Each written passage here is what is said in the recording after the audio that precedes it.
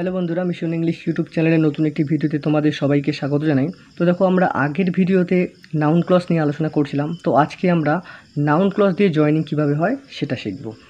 তো দেখো, নাউন ক্লজে যে সমস্ত কনজাংশন সাধারণত ব্যবহৃত হয় তাদের মধ্যে কিছু হলো that, if, weather, what, who, how, when, where, hmm, how much, how many ইত্যাদি। তো দেখো, এবার আমরা দ্যাট কনজাংশন কখন ব্যবহৃত হয় এই কনজাংশনগুলোর ব্যবহার আমরা শিখব। তো প্রথমে দেখো দ্যাট কনজাংশনের ব্যবহার।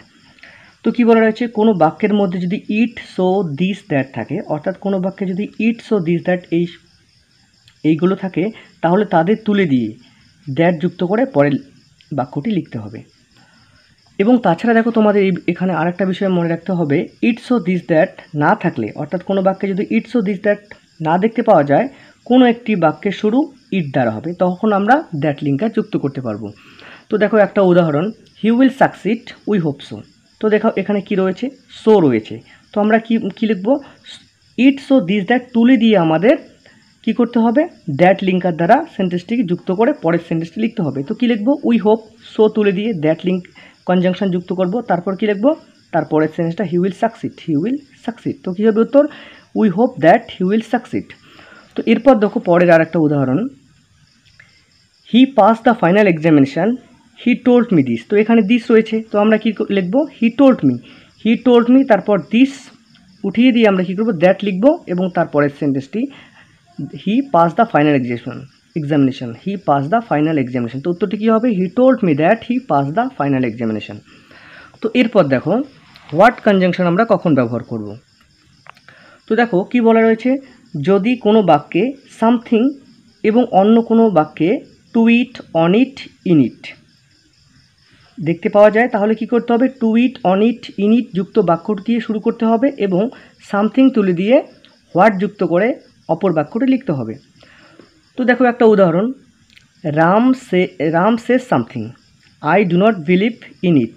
তো এখানে কি রয়েছে, সামথিং রয়েছে, ইন ইট রয়েছে। তো আমরা কোনটা দিয়ে শুরু করব, যেখানে ইন ইট, অন ইট থাকবে যে সেন্টেন্সটা সেটা দিয়ে শুরু করব। তো কি লিখব, আই ডোন্ট বিলিভ ইন।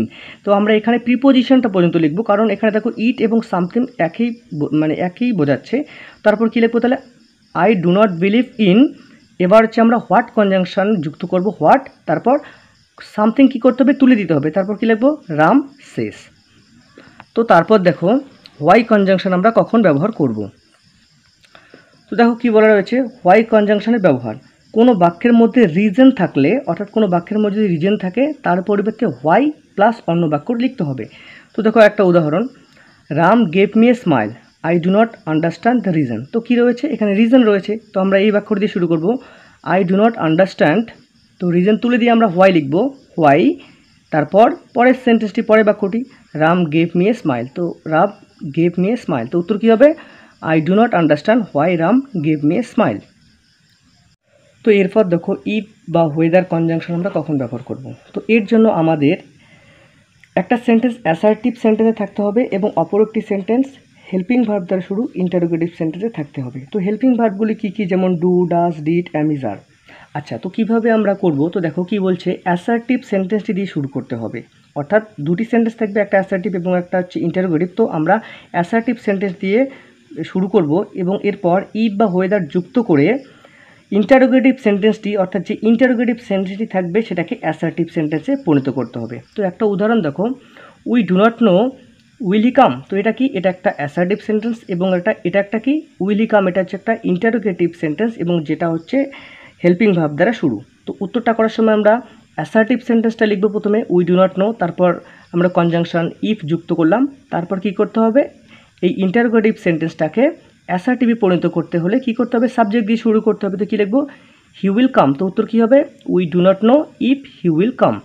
তো এরপর দেখো আমরা শিখব ডাব্লিউএইচ ওয়ার্ড দ্বারা যে ইন্টারোগেটিভ সেন্টেন্সগুলি থাকে সেগুলিকে আমরা কিভাবে কমপ্লেক্স সেন্টেন্সে পরিণত করব। তো দেখো এর জন্য শর্ত হচ্ছে সেন্টেন্স ওয়ানে, অর্থাৎ একটা সেন্টেন্সে অ্যাসার্টিভ থাকতে হবে এবং আরেকটা সেন্টেন্স কি থাকবে, ডাব্লিউএইচ ওয়ার্ড দ্বারা যুক্ত ইন্টারোগেটিভ সেন্টেন্স থাকবে। তখন করার জন্য আমরা কি প্রথমে অ্যাসার্টিভ সেন্টেন্সটা লিখব, তারপর ডাব্লিউএইচ ওয়ার্ড যে আছে সেটাকেই আমরা কনজাংশন হিসেবে যুক্ত করব, তারপর যে ইন্টারোগেটিভ যে সেন্টেন্স থাকবে সেটাকে আমরা অ্যাসার্টিভ সেন্টেন্সে পরিণত করব।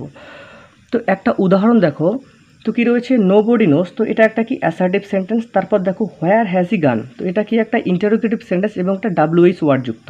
তো উত্তর কী হবে নো বডি নোস। তো আমরা অ্যাসার্টিভ সেন্টেন্সটি লিখলাম, তারপর কি লিখলাম নো বডি নোস, তারপর WH ওয়ার্ড যেটা আছে সেটাই আমরা লিখলাম কনজাংশন হিসেবে হোয়ার, তারপর যে কী রয়েছে হ্যাজ হি গান, তো এটা কি একটা ইন্টারোগেটিভ সেন্টেন্স WH যুক্ত। তো কী লিখবো, এটা সাবজেক্ট দিয়ে শুরু করতে হবে যেহেতু আমাদেরকে সেটাকে অ্যাসার্টিভ সেন্টেন্সে পরিণত করতে হবে। তো কী লিখবো হি হ্যাজ গান, তো উত্তর কী হবে nobody knows where he has গান।